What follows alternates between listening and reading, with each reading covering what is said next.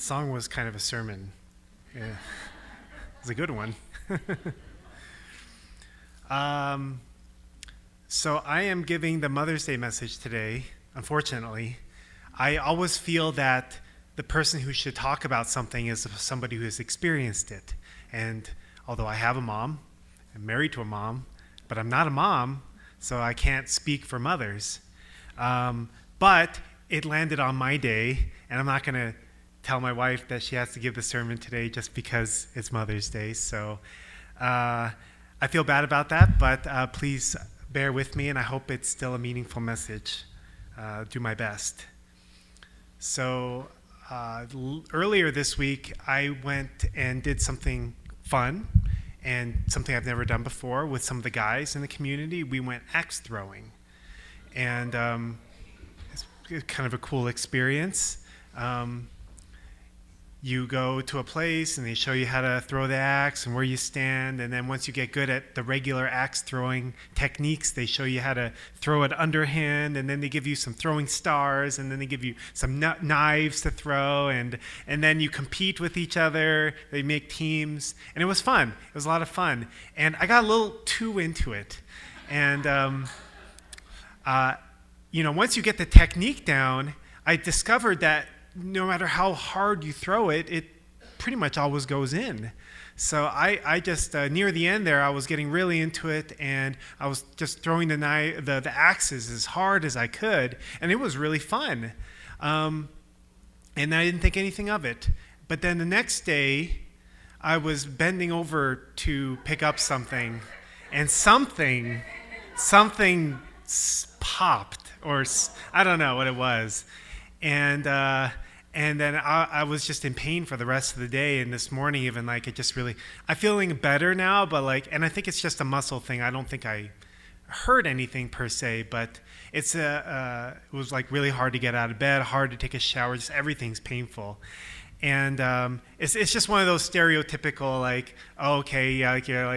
you haven't exercised or done any sports in 10 years, and then you go and you overdo it, thinking you're a 20 or even a 30-year-old, and then realizing that you're kind of not anymore, or at the very least that you should exercise more. Speaking to myself, it's one of those classic middle-aged guy overdoing things kind of experience. I think it happens to a lot of people. So I recognize that I need to probably exercise a little bit more. The renovations isn't really enough. But it was worth it. It was worth it. I just overdid a little bit. But I was thinking that this is a good reminder for me to not take things for granted, because I was reminded about how such a kind of a small thing. I mean, your back is not a small thing, but it seems kind of a small thing, because it's just something that, unless it stops working, it generally is working most of the time. And it allows you to do the day-to-day things until it doesn't. And then you realize, oh my gosh, my back's really important.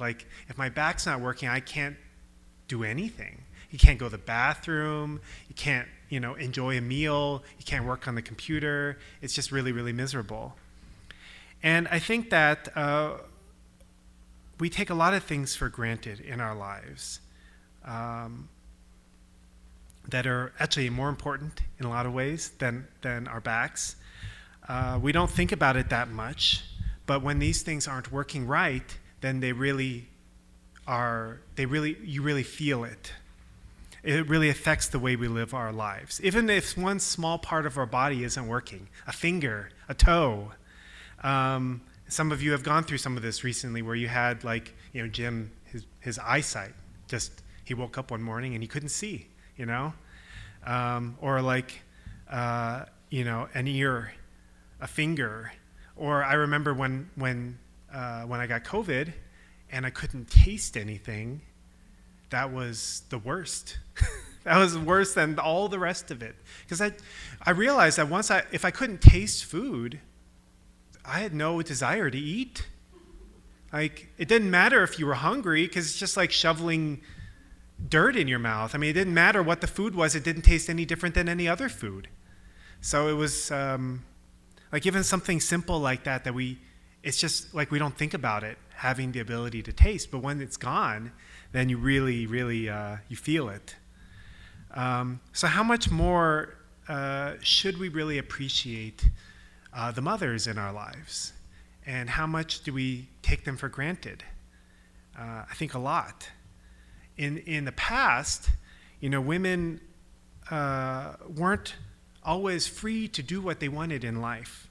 In fact, most of the time they weren't. They had a kind of an expectation that being a mother was kind of like, your role in life, and that's what you do. You stay home, you take care of the kids, and that's should be good enough.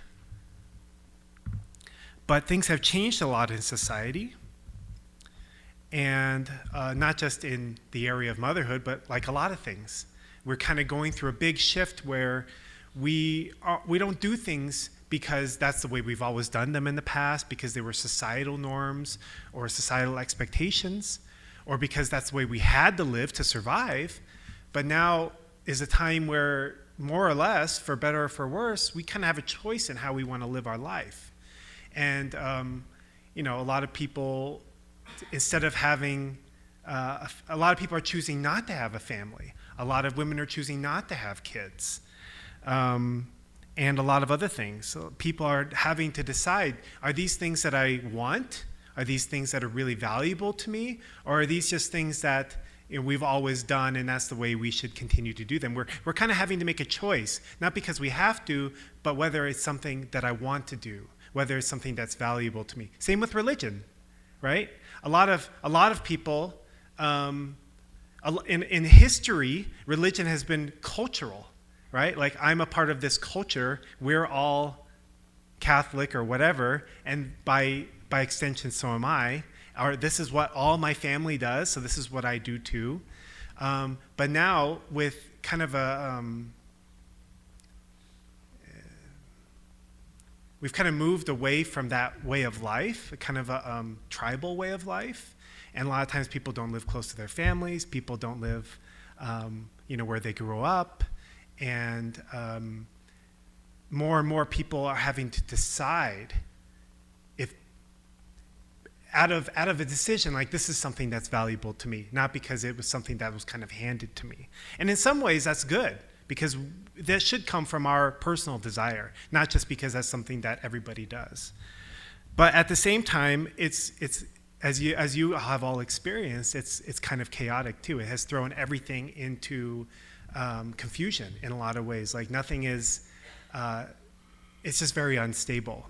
And so a lot of people are choosing not to have kids. There's some countries where the birth rate is so low that governments are paying people to have kids. We'll do anything, have kids, please, But but also motherhood is being seen. Many people are even looking down on moms. Like, oh, how could you limit yourself to that, restricting your freedom of what you want to do in your life because you have kids. So some people look down on it. Some people feel like it's a burden. Or at the very best, some people just see it as optional. So things have changed a lot. But we also acknowledge and understand that God created us, his children, to be co-creators. That's God's greatest hope for us, that we grow to maturity, that we have that he gave us the ability to experience what's precious to God, which is the ability to create. And so we have this kind of precious opportunity in life to create ideas, create businesses, to create art, to create music. And then ultimately, the ultimate experience of co-creation is having children and raising children and watching them, hopefully, inherit the things that we want to pass on to them, to watch them grow and mature and create a life of their own. And so if we acknowledge this, like, co-creatorship as being so important, then becoming a mother is, like, in some ways the most precious, the most godly, the most amazing thing that a person could do, that a woman could do.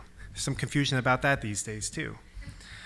Um, but, in parenting, obviously the mother has the greater role than the father. This is, I don't need to back that up, but, it's obvious. But Father said that no matter how much a father loves his child, his love cannot match the mother's love. The mother has devoted herself more than anyone else and has suffered more than anyone else. Hence, we can say that she is more loving than anyone else. In this sense, women have an elevated and precious position in the arena of emotions. No matter how much a father loves his baby, he does not know that love to the degree the mother does. So when our kids were a little bit younger, one thing that I noted, and I kind of complained a little bit to Adonia sometimes about, would be that sometimes if she was away and I was watching the kids and they were, younger than they are now, they would be a certain level of behavior with me. Generally, fairly behaved, and I was a little bit more like no nonsense, I guess. Like I didn't really tolerate a lot of fooling around, craziness. But then as soon as Adonia came home, they would start going crazy, and they would like be jumping all over, and like maybe a tantrum would emerge or something like that. And I would get really frustrated about like, well, what's going on? Like they were fairly behaved when they were with me. Why are they being not so I'm sorry, the words are not coming to me, but they were just being a little bit rowdy or just more emotional when Adonia would come home. And I thought about that for a little while, but then also like, I don't know if this is relatively new understanding or if it's just been around for a long time, but there's a lot of articles and research that you can find online that points to that this is not an uncommon. I thought it was just me. I thought it was just us. But this is actually a very common experience that parents have. And so what I read online, I think this is true, is what they're saying is that children, especially young children who don't really know how to express themselves well or manage emotions, it's probably also true of teenagers or adults for that matter, actually feel the reason why this happens is because they feel kind of free to express themselves around the person that they feel is going to be the most like loving and caring and like most able to receive their kind of like worst self, like their raw emotions, their temper tantrums. They're going to kind of bottle that up around maybe dad or like strangers, but around mom, they feel to some degree like they have the freedom to just put it all out there, and their mom will still love them and care for them, even if they see their bad side. And although I'm sure that's not always the case, I think that it's generally true that the mothers are more like compassionate and embracing and patient when kids are having like a meltdown. A lot of times, guys we just don't handle it well. And I know that this is not always the case for all women, but I think that, I like looking at Adonia, she can handle it well. And I think that kind of that helped me to understand a little bit the difference and why, and actually how when children are expressing themselves in that way, it's not necessarily a bad thing. It's actually probably a really good thing. So,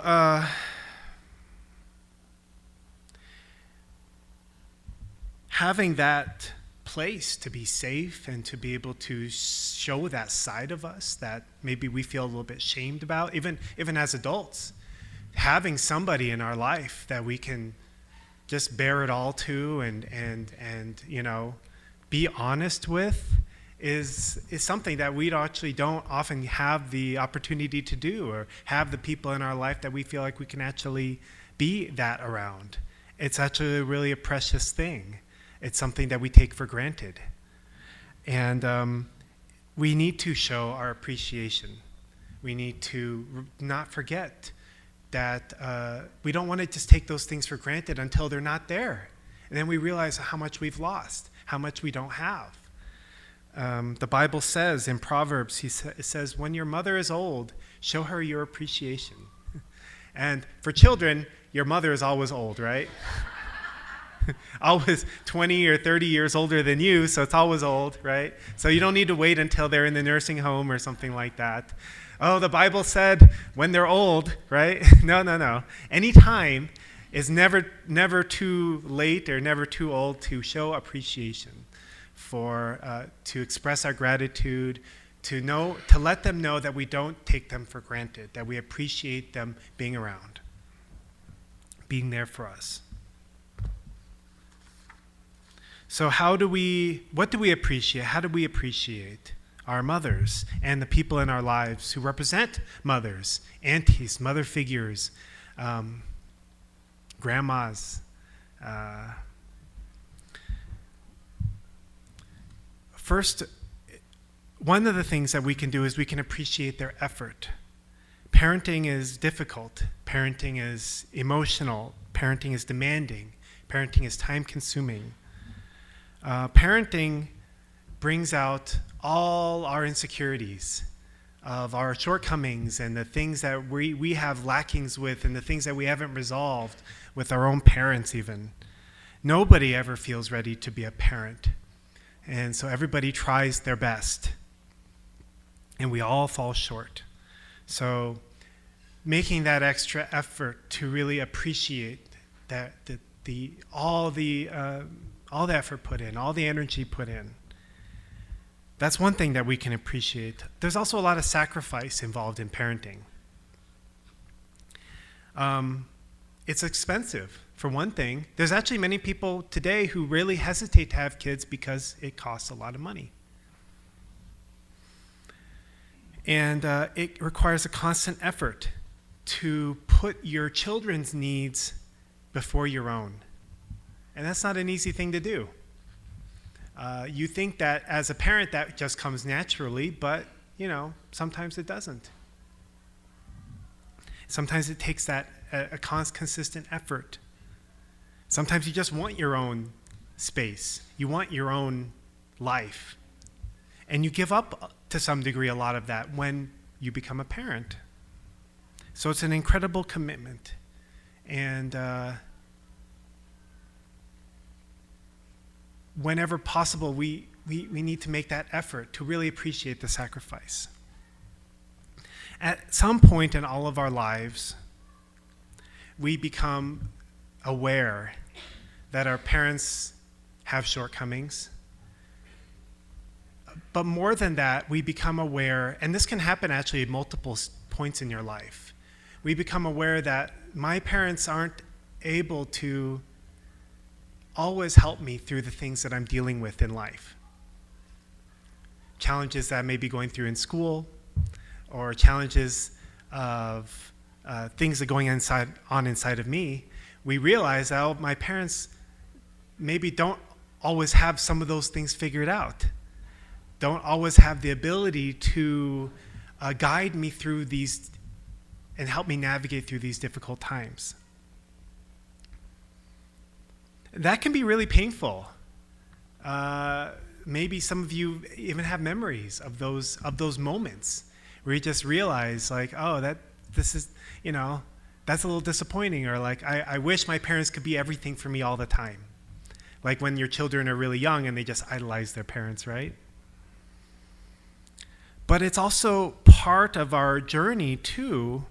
I mean, and then of course you have even more challenging situations where you have parents who,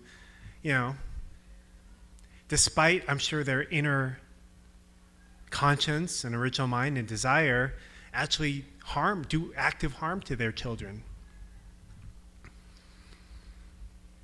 It's important for us to navigate, to understand and accept this reality, but also to navigate it in the journey of forgiveness of our lives. We have to end the cycle of damage and strive to build healthy families of our own and promote a culture of grace and forgiveness. It's not to ignore the shortcomings, but to recognize that this is a part of everybody's life. We need to work on things and make them better for future generations.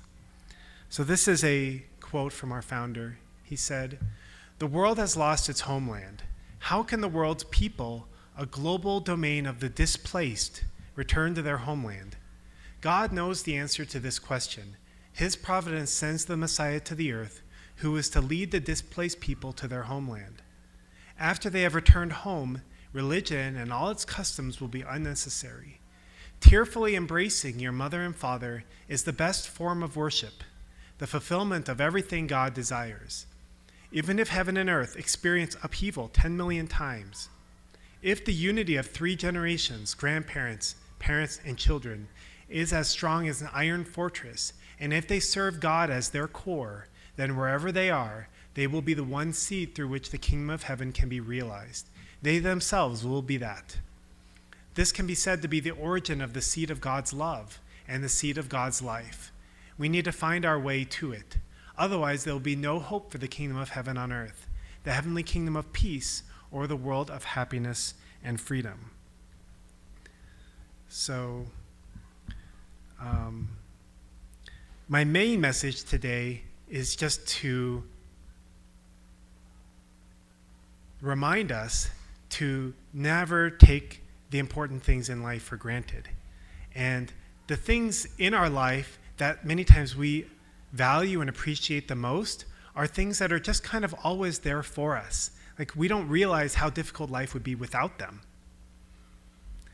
And mothers stand at the top in that category. And so whether you have mothers in your life, or maybe they're far away, or maybe they've passed on, let's take the opportunity today to please remember them. Please appreciate them.